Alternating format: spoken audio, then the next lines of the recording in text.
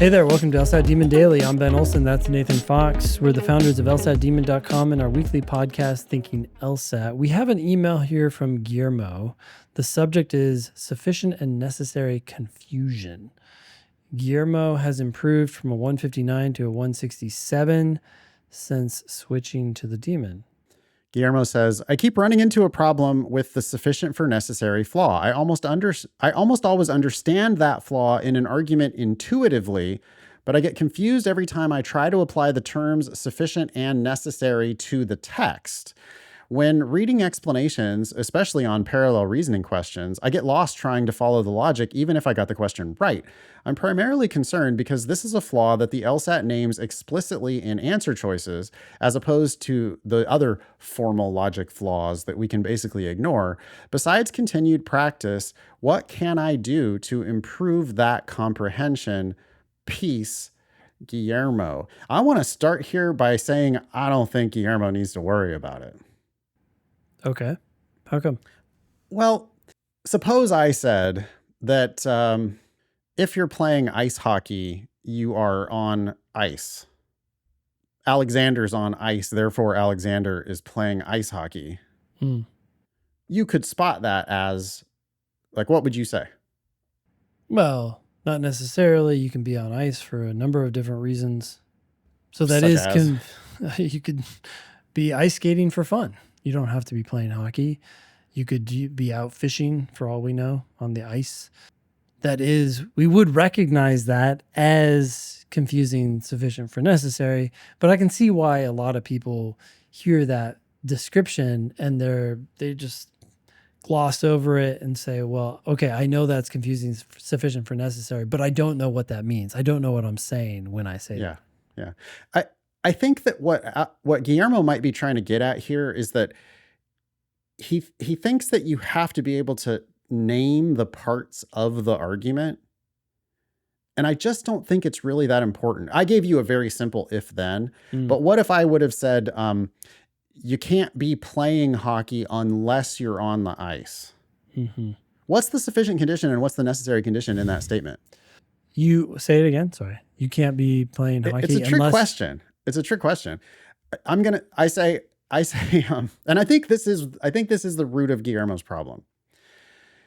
If I say you can't be playing ice hockey unless you're on the ice, and then I say, what's the sufficient condition? Yeah. You can understand that statement in various different ways. You can understand it as, if you're playing ice hockey, you are on the ice.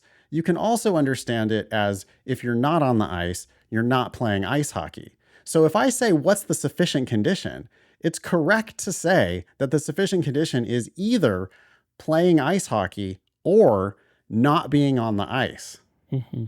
Yeah. Right? Every if-then statement has two sufficient conditions. Yeah. But you could say it 9 different ways. I could say, everyone playing ice hockey is on the ice. I could say, whatever. I'm not going to go through a litany of. You could say you're playing ice hockey only if you're on the ice. Yeah. But trying to really be really heavy-handed with labeling. In all cases, if I then said, Jill's on ice, therefore Jill must be playing ice hockey, you would say, hold on a second, Jill could be ice fishing. Mm-hmm. And we can name the flaw as confusing sufficient for necessary.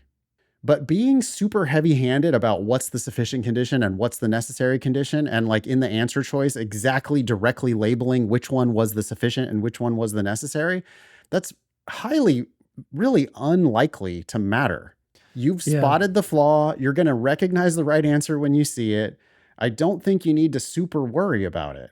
Because again, the sufficient condition could be, if you're playing ice hockey, then the necessary condition is, I know you're on the ice. But another way of saying that is, the sufficient condition of not being on ice proves a necessary condition of not playing ice hockey. Sure. And what you're saying is that when you're going through the 5 answer choices, it's very rare for it to be the case that one of the wrong answers talks about necessary or sufficient, And so I don't you're think it- unlikely to be tempted to pick it. Now, it does happen sometimes. There are Sure. answers out there in which the wrong answer talks about necessary and sufficient in the wrong way. And so Sure. your inability to identify which is the necessary condition, which is the sufficient condition could be a problem there. That said, I think there is an intuitive and easy way around this. Okay. Like when you say, hey, you can't play ice hockey unless you're on ice. Yep. You can get into like, okay, well, let's break that down and try to figure out what the if clause is and what the then clause is, and then try to figure out what is sufficient and what is necessary. But you could just also ask yourself, and this is where intuition, I think, comes in really handily, is you just say, okay, well, what's needed there?